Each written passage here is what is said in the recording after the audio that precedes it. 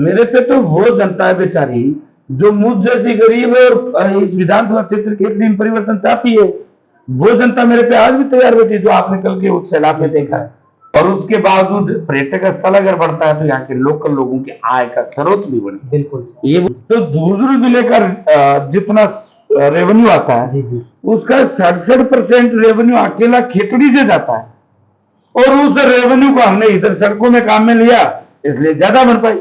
अगर मुझे खेतड़ी की जनता ने अवसर दिया ये कर ले तो मेरा तो पहला काम होगा, ये मेरी रुचि लेकर मैं इस पे काम करूंगा और उन गांव को उधर से हटा के और झुंझुनू में जुड़वाने का काम करूंगा। नमस्कार साथियों, मैं हूं योगेश और आप देख रहे हैं मेरा यूट्यूब चैनल योगेश राजस्थानी। राजस्थान के अंदर विधानसभा चुनाव जो बहुत नजदीक हो चुके हैं और ऐसे में जो प्रत्याशी हैं वो वोट बटोरने के लिए दिन रात मेहनत कर रहे हैं। इसी बीच इस कार्यक्रम में बातचीत करने के लिए हमारे साथ में मौजूद है खेतड़ी के पूर्व विधायक पूर्णमल सैनी। जानते हैं उनकी लाइफ स्टाइल के बारे में। आपको एक इन्फॉर्मेशन देना चाहता हूँ, हाल ही में इन्होंने अपना 50वां जन्मदिन बड़ी धूमधाम से मनाया है।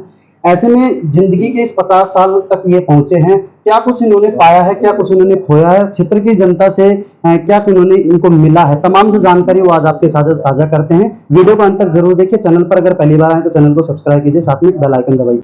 सर बहुत बहुत स्वागत है आपका हमारे इस चैनल में। धन्यवाद सर। सबसे पहले हम आपके बारे में जानना चाहेंगे कि आप कहाँ से बिलोंग करते हैं। मैं खेतड़ी की ग्राम पंचायत गाडरहट्टा के प्रतिमा नगर में रहता हूँ जी।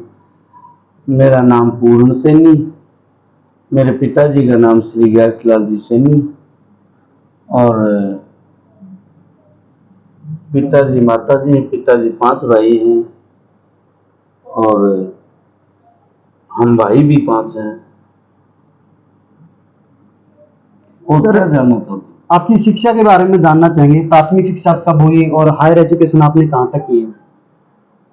प्राथमिक शिक्षा के लिए हमारे नजदीक ही एक राजकीय प्राथमिक विद्यालय मीनावाली होता था, 5वीं की शिक्षा तो यहाँ से प्राप्त करी जी। और 6ठी राजकीय सेकेंडरी स्कूल पपूना उस समय होती थी तो उसमें 8 तक पढ़े।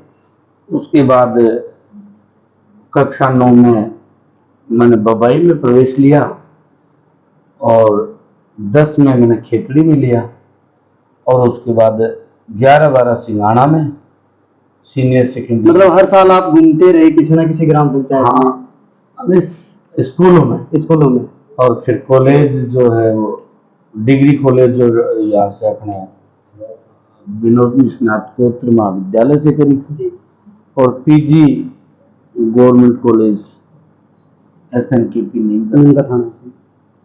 सर संस्कृत में मैंने MA किया जी। MA तक आपने पढ़ाई की है। बचपन में कभी आपको ऐसा लगा कि मुझे राजनीति में जाना चाहिए, क्योंकि वर्तमान में ऐसे देखा जाए आप काफी कुछ सक्रिय हैं, तो ऐसा लगता है कि जो ललक है ना आपकी कहीं ना कहीं जहन में रही होगी बचपन में। नहीं, ऐसा कुछ नहीं था जी।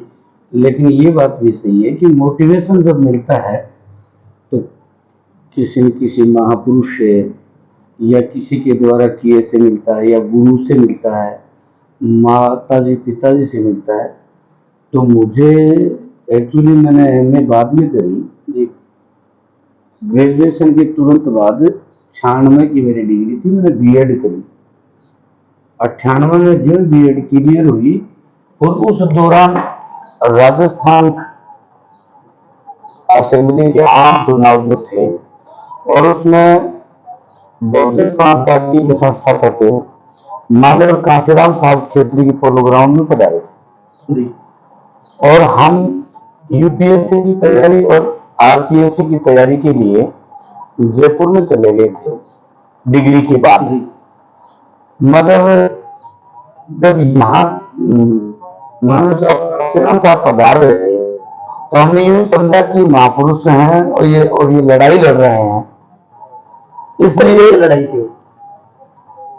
इस देश में सत्ता परिवर्तन की लड़ाई मानव कांसीराम साहब ने लड़ी और मानव कांसीराम साहब उस समय को राजनीतिक अप्रोच करने वाले पहले व्यक्तित्व हैं जिन्होंने गरीब और कमजोर से कमजोर आदमी को भी राजनीति के रास्ते दिखाए और ये सुनते थे, इसलिए उनको सुनने के लिए, प्रैक्टिकल सुनने के लिए जयपुर से और 1998 में हम वापस खेतड़ी आए जी। खेतड़ी के पोलो ग्राउंड में जब वो स्पीच दे रहे थे तो उनके स्पीचों का प्रभाव रहा कि मुझे राजनीति की तरफ सोचना पड़ा। मतलब कुल मिलाकर ये कि आपकी प्रेरणा जो स्रोत है ना, मान्यवर काशीराम जी रहे हैं। निश्चित रूप से इसमें कोई दो राय नहीं। आप अगर पूछना चाहेंगे तो वो क्या, उनकी जो कौन सी बात थी जी उनकी बात और वो एक स्पीच जी जो वो हर जगह देते थे। जी जरूर साझा कीजिए। वो खेतड़ी में जब पधारे तो उन्होंने खेतड़ी के लोगों से संबोधन करते हुए कहा कि खेतड़ी के मजदूर किसान लोगों, मैं आप लोगों के बीच में इस खेतड़ी के पोलो ग्राउंड में और बसपा रूपी बीज जो है वो बखेर के जा रहा हूं। ये अंकुरित होगा, पौधा बनेगा और ये फल देगा। ये स्पीच देते हुए उन्होंने कहा कि खेतड़ी के हर परिवार में, हर माँ बाप के यहाँ 5 और 4 बेटा बेटियां हैं। हर माँ बाप चाहता है पूरे देश में कि मेरे बेटे को इंजीनियर बनाऊं, डॉक्टर बनाऊं, थानादार बनाऊं, आरएस आरपीएस बनाऊं। लेकिन मैं आप खेतड़ी के लोगों को बताने आया हूं कि इस देश की बड़ी से बड़ी नौकरी यूपीएससी में अगर आईएएस भी सेलेक्ट करवा लोगे तो भी इस देश का ब्यूरोक्रेट्स इस देश के लीडरशिप के पीछे कांख में डायरी लेके फिरता रहेगा। और मैं आप लोगों के पास इसलिए आया हूं कि अगर जुल्म जातियों से बचना चाहते हो और देश में हक और अधिकार प्राप्त करना चाहते हो तो आप अपने बेटे को 5-4 को इंजीनियर, डॉक्टर, थानादार और आरएस बनाएं, मगर एक बेटा बेटी को राजनेता भी बनाएं, क्योंकि पॉलिटिकल पावर इज मास्टर की। जैसे एक इंजीनियर को फोन करोगे, इंजीनियर का काम तकमीना बनाना, तो वो तकमीना बनाकर आपके पास भिजवा देगा। डॉक्टर बनाओगे तो राजनेता, उसके विपरीत राजनेता बना रहे हो तो डॉक्टर को फोन करके आपका इलाज करवा देगा।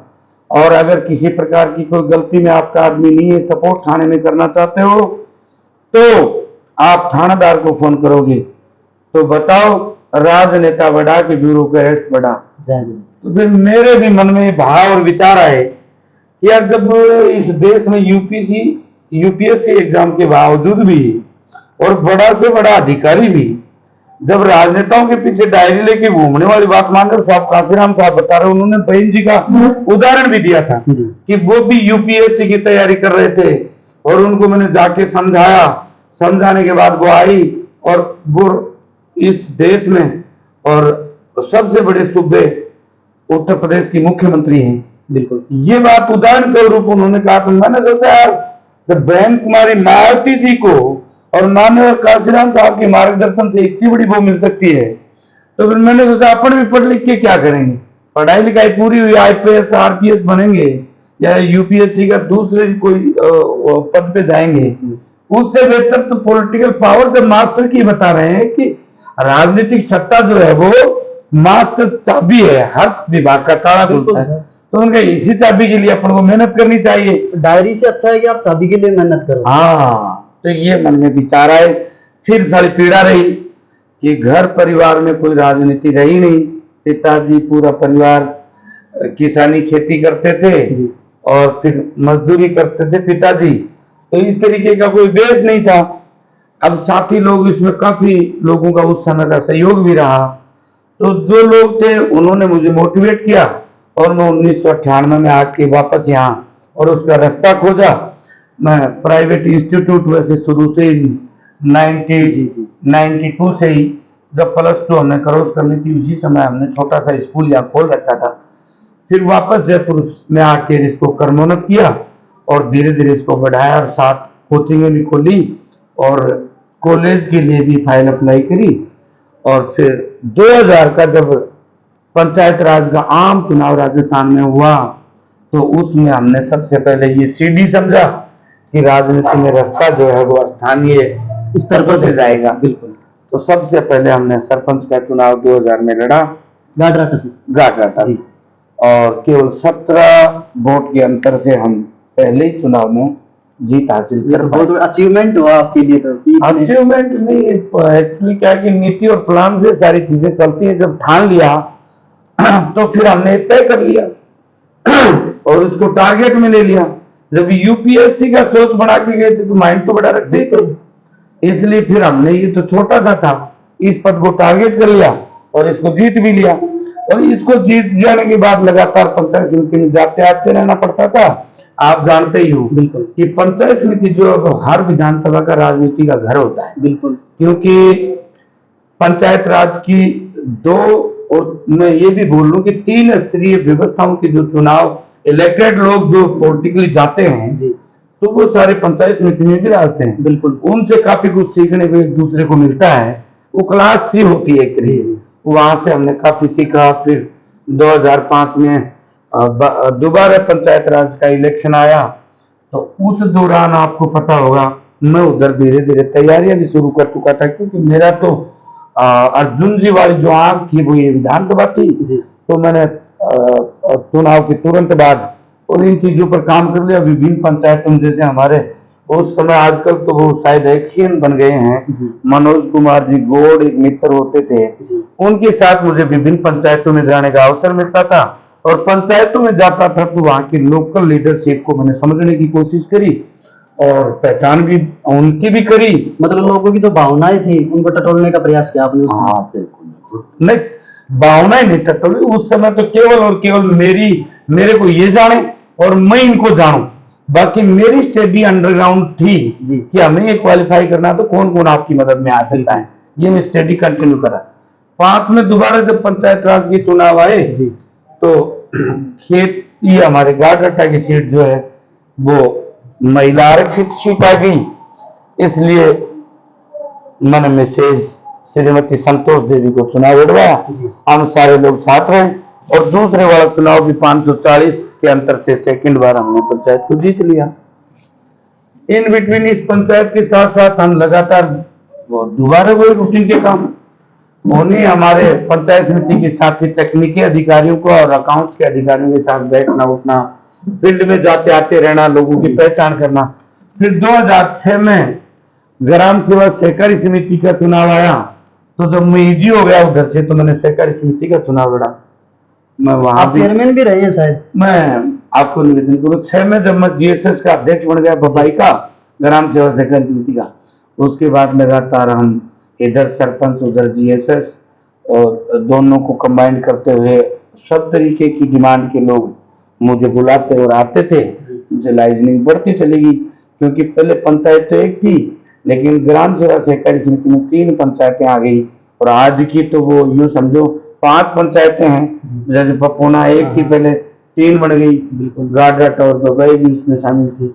इनके कुछ हिस्से उधर भी चले गए हैं, जैसे रसूलपुर में। तो ये बड़ी पंचायतें थी, और इन तीनों में दोनों में नेतृत्व देने, दोनों विभागों में नेतृत्व देने का काम पड़ा। काफी कुछ जनता ने हमें सीखने को दिया, सीखा और उसको प्रैक्टिकल लिया। अब यूं ही चलते चलते फिर मैंने 6 में ये जीएसएस जीतते ही, और फिर मैंने एक तरीके से बहुजन समाज पार्टी से ही मुझे काम करना था, तो मैंने इसको ज्वाइन किया। अच्छा सर, मैं एक सवाल पूछना चाहूंगा, बीएसपी ज्वाइन क्यों की? मतलब मान्यवर काशीराम जी से प्रेरणा ली या अन्य कोई पहले से माइंड में था आपको? देखिए, माननीय काशीराम साहब को सुन लेने के बाद उन्होंने महापुरुषों पर भी अपना वक्तव्य दिया, तो इस दौरान जो मानव साहब की रूबरू होने के बाद और उनके मार्गदर्शन और दिशा निर्देशानुसार, और हमने इस देश के महापुरुषों के समस्त ग्रंथों को पढ़ने की कोशिश करी और उनसे जो सीखा, फिर दूसरे लाइजनों में भी चले गए हम। जैसे एडवोकेट हवा सिंह जी बबेरवाल हैं, रमेश जी डाडा हैं, फिर हमारे साथी स्वर्गीय श्री ओम प्रकाश जी जोरासिया जी हैं, फिर स्वर्गीय श्री शिड़ावा से हमारे मैरानिया जी हैं, मैनेजर साहब सुरेंद्र जी। इन सारे लोगों के संपर्क में आने के बाद और उन्होंने मुझे काफी मोटिवेट किया, और हम बार बार ये एक महापुरुष के बाद दूसरे को पढ़ना शुरू किया, तो इतनी ताकत और मोटिवेशन मिला, और इससे हमने पाया कि इतनी, और वही तो ताकत मिली कि जब जब इस देश में जब कोई क्रांति आई, तो महापुरुषों को पढ़ने से पता चला बिल्कुल कि इस देश के शूद्र वर्ग की जाति में पैदा हुए लोगों ने और महापुरुषों ने, और जब जब इस देश में कोई क्रांति आई तो इन्होंने लाने का काम किया। तो फिर हमने इस विधानसभा चुनाव को बहुत गौन ले लिया, छोटा लिया, यार जब वो देश में इतना बड़ा परिवर्तन हमारे महापुरुष कर सकते हैं, तो हम खेतड़ी में 70 साल की आजादी के लगातार एक ही समाज का जो नेताओं का राज रहा है छत्र, उसको क्यों नहीं बदल सकते? उन्होंने तो राष्ट्रीय स्तर पर बदलाव किया, आपका तो ये फर्ज बनता है कि स्थानीय स्तर तक तो करिए। मैं किया माननीय साहब के आशीर्वाद से, और ये करने में। फिर 8 वाला चुनाव लड़ा, टिकट में भी बड़ा स्ट्रगल रहा। उसमें उस समय रति राम जी बरगढ़ जो हरियाणा के निवासी थे और खेतड़ी में गुजर बाहुल्य होने के नाते वो भी गुजर थे, इसलिए यहाँ तैयारी कर रहे थे। लैंडलॉर्ड भी है वो, हरियाणा में बड़ी संपत्ति उनपे होती थी। और वो उस समय के दौरान उनका प्रचार भी था कि टिकट हम इस तरीके से कर लेंगे, इस तरीके से कर लेंगे, इसको कौन देगा। उन्होंने पहले प्लानिंग कर दूसरा हमारा ही एक साथी कुंदन सिंह जी शेखावत साहब बड़ाऊ के रहने वाले थे, उन्होंने भी स्ट्रगल किया, रिजाइन भी किया अपनी नौकरी से, और वो भी बीएसपी की टिकट से तैयारी कर रहे थे। हम 3 लोग दौड़ लगाते रहे। अंत में मात्र 15 दिन जब शेष रहे तब बहन जी ने मुझे बुलाकर आशीर्वाद दिया और पहला चुनाव 8 का लड़ा, 18,754 वोट, और तीसरे लेवल पर खेतड़ी की जनता ने आशीर्वाद स्वरूप मुझे दिए। चुनाव के तुरंत बाद विधानसभा के विभिन्न 101 राजस्व गांव उस समय थे, सब में जा जाके मैंने धन्यवाद का ज्ञापन किया कि मुझ पर इतना बड़ा भरोसा आप लोगों ने किया और जो वोट देकर मान और सम्मान थे, इसके लिए आपका आभार और धन्यवाद। दोबारा 2013 की तैयारी कर रहा हूँ, आपका आशीर्वाद बढ़ाओ और मुझे अनुग्रहित करो। आप लोगों के हक और अधिकार की लड़ाई हम लड़ेंगे। पहली बार जब आपने चुनाव लड़ा, क्या कुछ ऑब्जर्व किया, कैसा फील किया कि लगा था कभी कि मैं जीत भी सकता हूँ? पहली बार आप मतलब विधायक के चुनाव में थे उस समय। मैं आपको बताना चाहूंगा, सकता हूं तो मेरे जीवन में कभी रखा ही नहीं कि कर सकता हूं, क्या मैं तो करूंगा। लोगों के लिए होता है ना कभी, यार मैंने तो सोचा नहीं था कि मेरे साथ ऐसा भी हो सकता है। कभी कभी मैं मन में वेल प्लान किया और पूरी भूमिका से किया गया और लक्ष्य करके किया गया, पूरे नीतिबद्ध से। हाँ, ऐसा कुछ है। सकने में देखिए, यहाँ हमारे विधानसभा क्षेत्र खेतड़ी की आम आवाम में भी ये बात कहता हूँ कि किसी चीज को मान लेना और किसी चीज को ठान लेना, दोनों में बहुत बड़ा अंतर है। तो मानने वाली चीजों को माना, लेकिन लक्ष्य के लिए ठाना, और अभी भी है जी, ये कोई अतिशयोक्ति नहीं है। इस बार आपने कल अगर देखा हो, बिल्कुल, तो मेरा जन्म दिवस था और उस पर हम ब्लड डोनेशन कैंप भी लगाते हैं। उसमें आपने देखा हो तो मैंने गांव वाले 2-5 लोगों को फोन किया ये सूचना देने के लिए, और न मैंने कोई साधन उनको प्रोवाइड किया। अपने निजी वाहनों में बैठ बैठ के लोगों का जो आना रहा, जो जनसैलाब खेतड़ी में उमड़ा, वो आपने शायद देखा ही होगा। मतलब गाड़ी घोड़े दे देना, मेरे पे तो वो जनता है बेचारी जो मुझ जैसी गरीब और इस विधानसभा क्षेत्र खेतड़ी में परिवर्तन चाहती है, वो जनता मेरे पे आज भी तैयार बैठी, जो आपने कल के उस सैलाब में देखा है। तो ये आप जो कह रहे हो कि हो सकता है क्या, सकने के लिए तो कोई बात ही नहीं।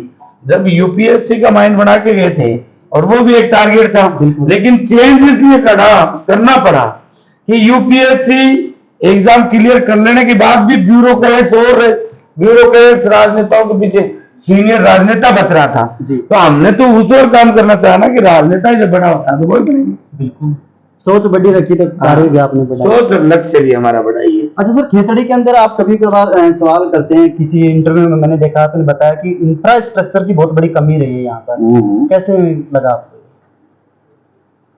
देखिए, इंफ्रास्ट्रक्चर तो वैसे मूल है, ये मैं नहीं पूछता। मैंने जब दूसरे महापुरुषों को पढ़ा है तो मैंने इस देश के संविधान को भी पढ़ा है, और इस देश के संविधान की प्रस्तावना में लिखा है कि कोई भी दल इस देश और प्रदेश में सरकार बनाएगा तो व्यक्ति, समूह और समाज की मूलभूत आवश्यकताओं की पूर्ति करना उसका दायित्व है। वो लिखा है सर। अब अगर मूलभूत आवश्यकताओं पे हम जाते हैं तो वो सीधा ही सर आधारभूत संरचना पे आ जाता है। बिल्कुल, आधारभूत संरचनाओं की अगर हम कहीं बात करें तो चाहे वो हर किसी विभाग का कोई, हर किसी महकमे की कोई, चाहे वो भवन है, चाहे सड़क है, चाहे वो चिकित्सा के लिए हॉस्पिटल्स हैं, या फिर कानूनी व्यवस्था के लिए थाने हैं, चौकियां हैं, या लोगों के आवास के लिए सामुदायिक भवन हैं, या फिर बच्चों के पढ़ने के लिए विभिन्न एकेडमिक एजुकेशन है, या फिर दूसरे डिग्री कॉलेजेस हैं, या फिर मेडिकल कॉलेज हैं, दूसरे भी खेल कॉलेज हैं। बहुत सी चीजें जो आधारभूत संस्थाओं में आती हैं, उन पे काम करने के लिए आधारभूत संरचना से, जैसे एक मकान में नींव का जो महत्व होता है, बिल्कुल वो विकास के लिए और आधारभूत संरचना का वो उसकी मजबूती का काम करता है। हाँ, मजबूती नहीं, आधार होता आधार है, है। उसी पे वो सारी चीजें, ये भवन जैसे खड़ा है, बिल्कुल वैसे आधारभूत संरचनाओं पे ये सारा विकास जो है वो टिका है। तमाम जो चिकित्सा है, शिक्षा है, वो सारी चीजें इनमें इंक्लूड होती है, ये हम कह सकते हैं। सर, आपसे जो पूर्व विधायक रहे हैं, कभी कभार आपने बताया कि उन्होंने जितना कार्य नहीं किया उससे कहीं ज्यादा मैंने अपने कार्यकाल में किया है। ऐसे कौन से उत्कृष्ट कार्य हैं जो अपने कार्यकाल में रहे हैं? मैं वैसे आपके माध्यम से, आपके चैनल के माध्यम से निवेदन करना चाहूंगा कि उत्कृष्ट कार्य उसकी अपनी गुणवत्ता के आधार पर उत्कृष्टता या दूसरा उसका जो विलोम है वो करें, वो उस पर डिपेंड करता है उसकी क्षेत्र की आवश्यकता के अनुसार। अब जैसे पेयजल है जी अभी उसको आप उत्कृष्ट कह लो चाहे वैसे कह लो, लेकिन जो पेयजल के लिए जरूरतमंद परिवार गांव है उसको तो पेयजल मिलना चाहिए, सरकार से अपेक्षा है, वो तो उसका अधिकार है सर। तो अब आप इसको किस श्रेणी में रखेंगे तो आप पे डिपेंड करता है। अब मूलभूत आवश्यकता में आता है जो सरकारों की दायित्व में आता है, और ये तो सरकार का दायित्व है कि सारी, और अगर मेरी आप कहीं बात करें तो ये मैं क्यों कहता हूं, सर सरकार ने एक कानून बना के छोड़ रखा है इस देश में, सूचना अधिकार अधिनियम 2005। बिल्कुल आप विभाग वाइज प्रार्थना पत्र लगाए, वहां से आपको पता चल जाएगा। जैसे मैं आपको कहता रहा हूं कि आधारभूत संरचना के लिए जैसे सबसे पहला हम सड़क के लिए जी रजवाड़ों के टाइम से इस विधानसभा क्षेत्र खेतड़ी से शाहपुरा राजगढ़ एक सड़क गुजरता था रजवाड़ों के टाइम से, उस समय में। हाँ, मेरे विधायक बन जाने तक जी मैंने हर दिन, आप मेरे ऑडियो वीडियो क्लिप भी देखते हैं, राजस्थान की विधानसभा में हर दिन मुद्दा बनाया, स्टेट और हर डिबेट में जब डिमांड का वक्त आया तो जब भी हर कोई वित्तीय वर्ष आया, बजट वर्ष आया, तो राजस्थान की विधानसभा में हमने इंफ्रास्ट्रक्चर के लिए डिमांड दी, और डिमांड दी तो आपने पाया होगा कि जो एक स्टेट हाईवे गुजरता था खेतड़ी से, आज की तारीख में मेरे बन जाने के बाद 2 और क्रमोन्नत करवाए, आज की तारीख में खेतड़ी में 3 स्टेट हाईवे गुजरते हैं। दूसरी बात अगर हम करें तो 3 से 5 में यहाँ माननीय दाताराम जी सत्तारूढ़ पार्टी के विधायक थे, और 8 से 13 में माननीय डॉक्टर जितेंद्र सिंह जी विधायक ही नहीं थे बल्कि वो दूसरी बार मंत्री भी थे। और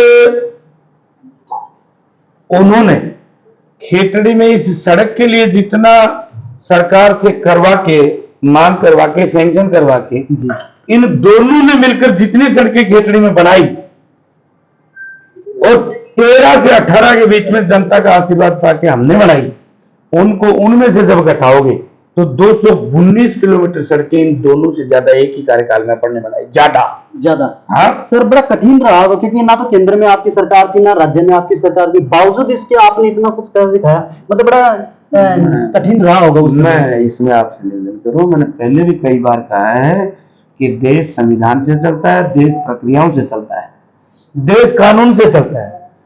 इस देश में कानून, जैसे एक उदाहरण देना चाहूंगा, मैंने सवाल लगाया राजस्थान की विधानसभा में सड़कों के परिप्रेक्ष्य में बात। जी बजट सरकारों के उपलब्धता के आधार पर विकास करवाती। बिल्कुल हमारा जो बजट और अधिकार था, जैसे खेतड़ी में खेतड़ी प्रोजेक्ट है, खेतड़ी नगर, बिल्कुल हिंदुस्तान कॉपर लिमिटेड के नाम से, इसका रेवेन्यू सरकार कलेक्ट किए जा रही थी, और एक राजस्थान मिनरल फंड के नाम से एक फंड होता था जी, पूरे राजस्थान का मिनरल से जो टैक्स आता था वो एक ही जगह जाके इकट्ठा होता था, और माननीय मंत्री महोदय या सेक्रेटरी, प्रिंसिपल सेक्रेटरी प्लान करके और जिन भी विधानसभाओं में देना होता था देते थे।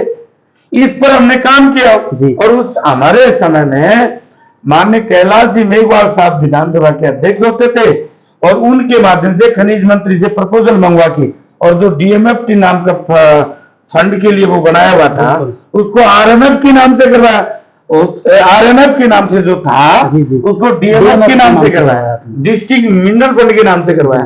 उसका वादा क्या मिला, वो नरेगा की तरह, जैसे नरेगा का कानून बना वैसे इसको कानून बनवाया कि जितना रेवेन्यू जिस भी कॉन्स्टिट्यूएंसी से कलेक्ट होता है उसी अनुपात में, क्योंकि वहां का पशुधन खराब होता है, वहां के खेत खलिहान खराब होते हैं, तो फिर विकास के लिए भी उस पैसे को उसी अनुपात में वहां लगाना चाहिए। इस तरीके का कानून बनवाया और वो कानून काम किया कलेक्टर की अध्यक्षता में होता है, और सदस्य जो है वो पूरे विधान झुंझुनू या जिले के जितनी समस्त कॉन्स्टिट्यूंसी होंगे उनसे बने माननीय सदस्य विधायक उसके मेंबर होंगे।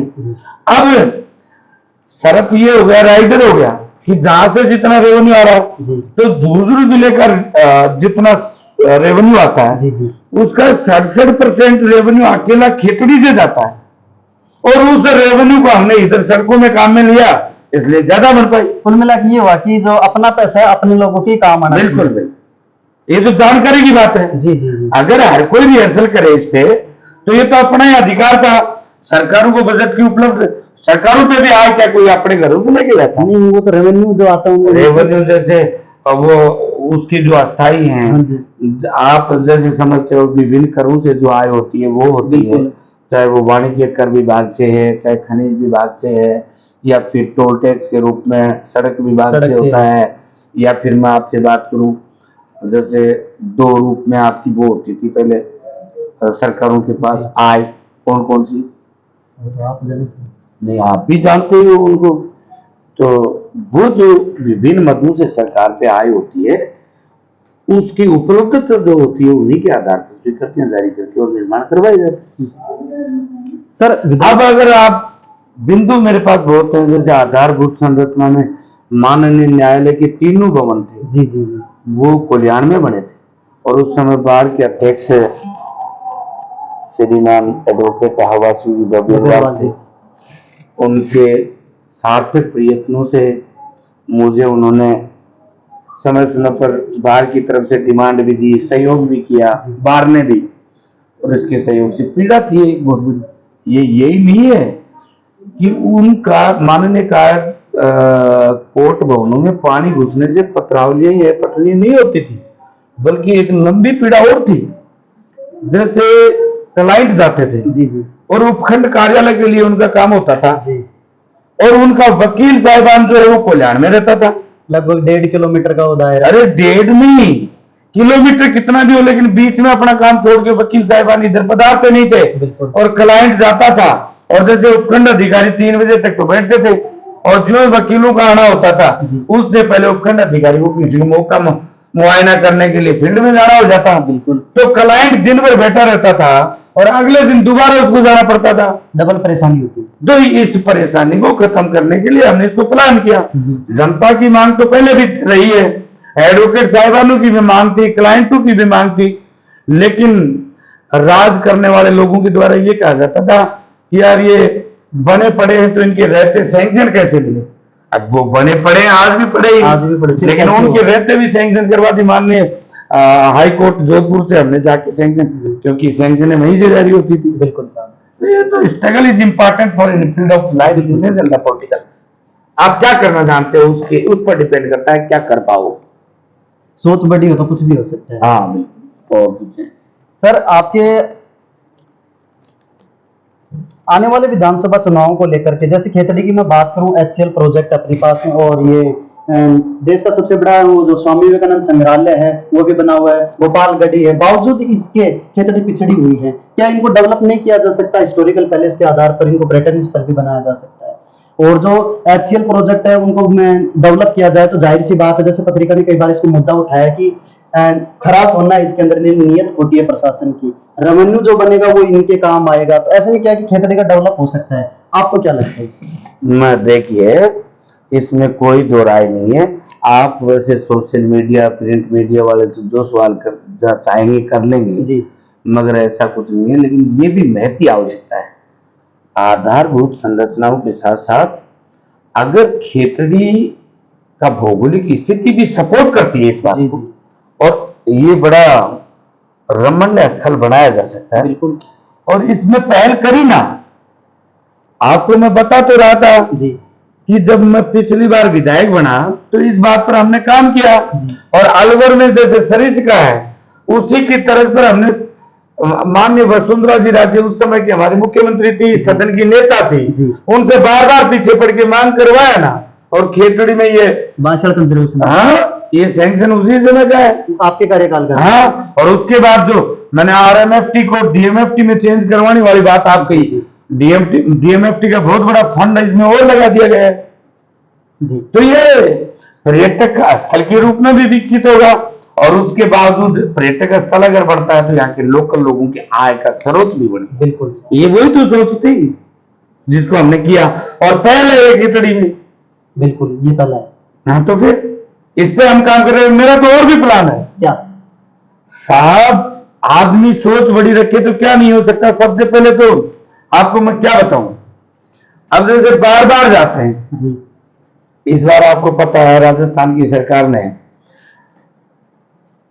19 जिलों की एक साथ घोषणा करी, बिल्कुल। और उसमें हमारी विधानसभा क्षेत्र खेतड़ी की समस्त तहसील को झुंझुनू से काट के और उसमें नीम का थाना में जोड़ा गया। ये सही है, सरकारें बढ़ती भी जनता की सुविधाओं के लिए ही, बिल्कुल। तो ये ठीक किया। लेकिन जो हम इधर डोरसी वाले लोग और सीकर की सीमा के लास्ट छोर पे बसे झुंझुनू के लोग, जी झुंझुनू जब जिला था तो वो परेशानी में थे। अब बात यूं की त्यों हो गई, जिला नीम का थाना बना दिया, इधर वालों की समस्या का समाधान हो गया, लेकिन जो पहले उधर नजदीक थे उनकी समस्या बढ़ गई। इसलिए मैंने पहले भी सरकार से आपके चैनलों के माध्यम से मांग करी, कर पाते हैं तो ठीक है, जी मैं तो मैं निश्चित रूप से कह रहा हूं ना, मैंने संविधान को भी पढ़ा है जी और कानूनी दृष्टि से रेवेन्यू को भी पढ़ा है, पंचायत राज को भी पढ़ा है, मैं इस चीज को ठीक से समझ रहा हूं। अगर मुझे खेतड़ी की जनता ने अवसर दिया ये कर लेते हैं तो इन गांवों को हटवा लेते हैं जी। नीम का थाना से, तो ठीक है, वास्तव में उनकी पीड़ा है। और ये अगर नहीं हटवा पाए तो मेरा तो पहला काम होगा, ये मेरी रुचि लेकर मैं इस पे काम करूंगा और उन गांवों को उधर से हटा के और झुंझुनू में जुड़वाने का काम करूंगा। 23 से 28 के बीच का जो कार्यकाल होगा और खेतड़ी की जनता का मुझे आशीर्वाद मिला तो ये मेरा पहला काम होगा। खेतड़ी के विकास के लिए सबसे जो प्रायोरिटी रहेगी वो इसमें रहेगी, इसलिए कि उनको विकास तो दूर, भाई उनकी सुविधाओं को छीना जा रहा है। बिल्कुल। आज की तारीख में उनकी प्रॉपर्टी झुंझुनू जिले में डिस्ट्रिक्ट हेडक्वार्टर पर उधर वाले उनका तो चिकित्सा से कनेक्टिविटी इतनी सरल है, रिश्तेदारियां हैं, उनका सभी तरीके का कल्चर मेल खाता है। बिल्कुल। तो उनकी जायज डिमांड है और करना चाहिए सरकार को। राज और राम का सिर के ऊपर से रास्ता बताते हैं। मैं तो ये कह रहा हूं कि जब अभी वर्तमान विधायक अगर ये नहीं करवा पाए और मुझे खेतड़ी की जनता का आशीर्वाद मिला तो मेरा पहला काम ये होगा। ये तो खेतड़ी के लिए बहुत सौभाग्य, उन लोगों के लिए सौभाग्य की बात होगी जो लोग ये इसे मांग कर रहे हैं। अरे सौभाग्य नहीं, उनको पीड़ा में डाल दिया, उस पीड़ा से मुक्ति दिलवाने का काम करेंगे, पुण्य का काम होगा सर, ये तो बहुत बड़ा। हाँ, सौभाग्य क्या है, ये तो बेचारों का हक अधिकार था ही, वहां रह रहे थे। मैं अभी जो कोई अगर इसको चेंज करवाएंगे तो नया बसवा देंगे क्या? मेरा तो यूं ही है, आप जो भी समझते हैं। अगर सर मान लीजिए बीएसपी को जरूरत पड़ी गठबंधन की राज्य स्तर पर सरकार बनाने के लिए, तो पार्टी के साथ रहेंगे या कुछ और आपका प्लान रहेगा? आप कैसी बातें करता है, जब पिछली बार कांग्रेस के नुमाइंदों ने और मुझसे कहा कि आप बीएसपी छोड़ कर कांग्रेस में सुनो मेरा नहीं, हाँ सुना होगा, सही थी वो। उन्होंने कहा आप बसपा को छोड़ दो, 50 लाख रुपए मिलेंगे आपको चुनाव लड़ने के लिए और 20 लाख रुपए मेरे साथी कार्यकर्ताओं से चंदा करके सहयोग करवा दूंगा।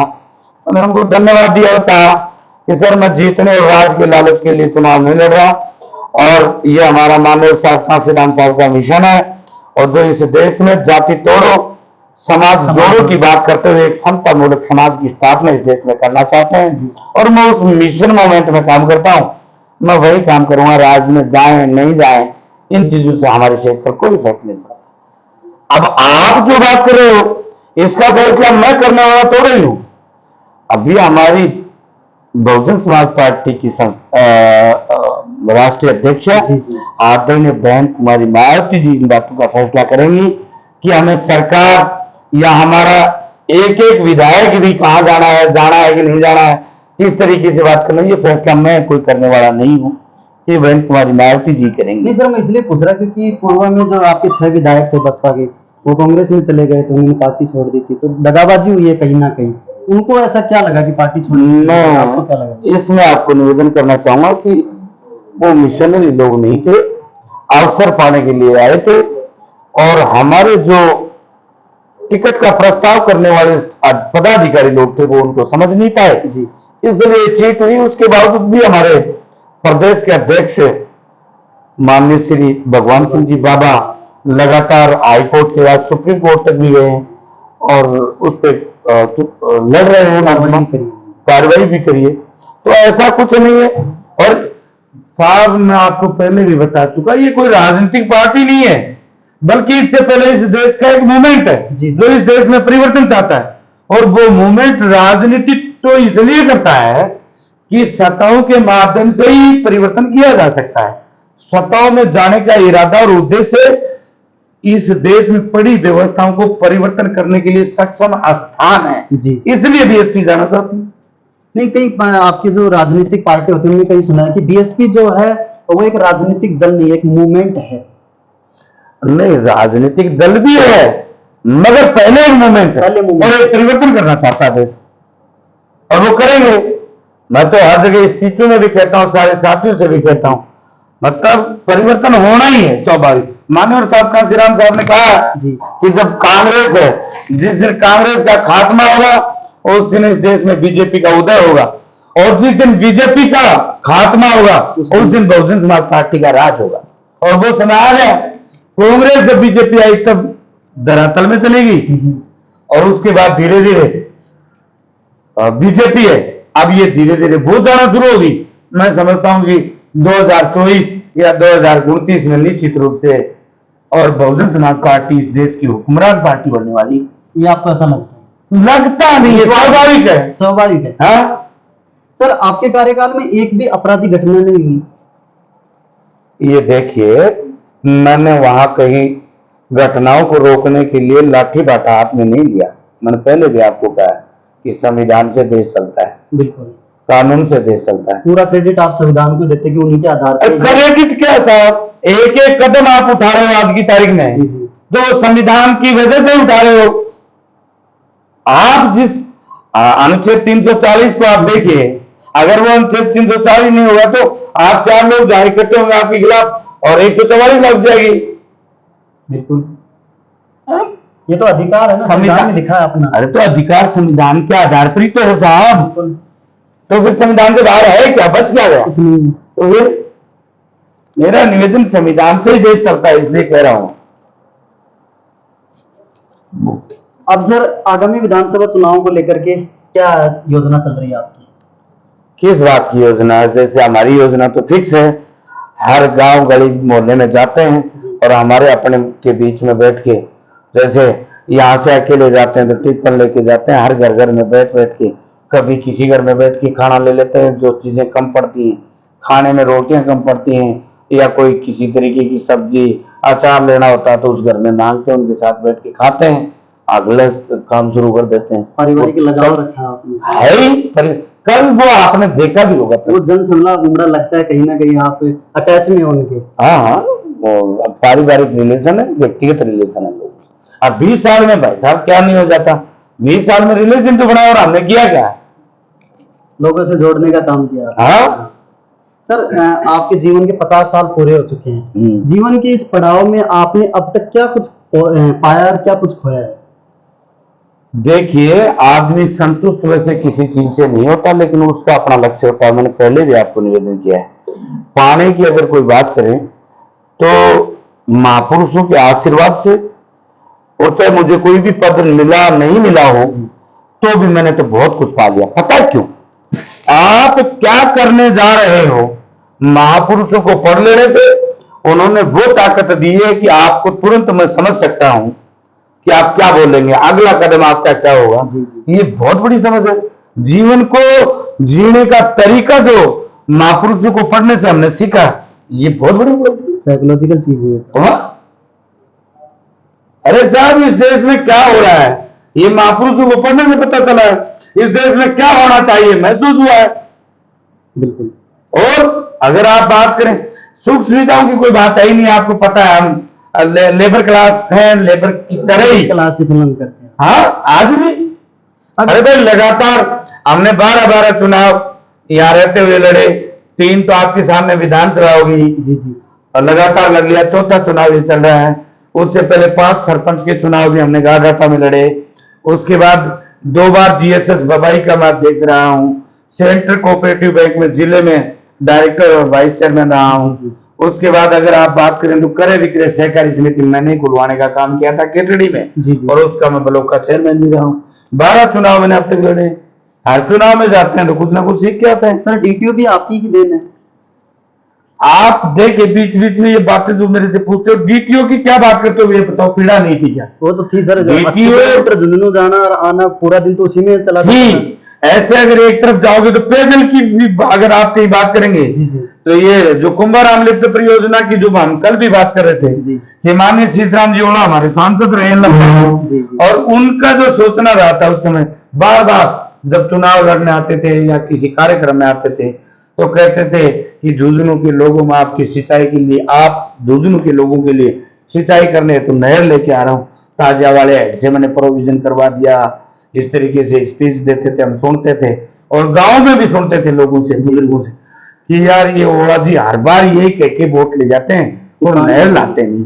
लेकिन मेरे विधायक बन जाने के बाद हमने पार्लियामेंट में और हाउस में नकल मंगवाई और उनसे पाया गया कि वास्तव में ओला साहब इसके लिए प्रयत्नशील थे और उन्होंने प्रोविजन भी कर लिया था कि ताजा वाले हेड से उस झुंझुनू जिले को पानी सिंचाई के लिए आना था।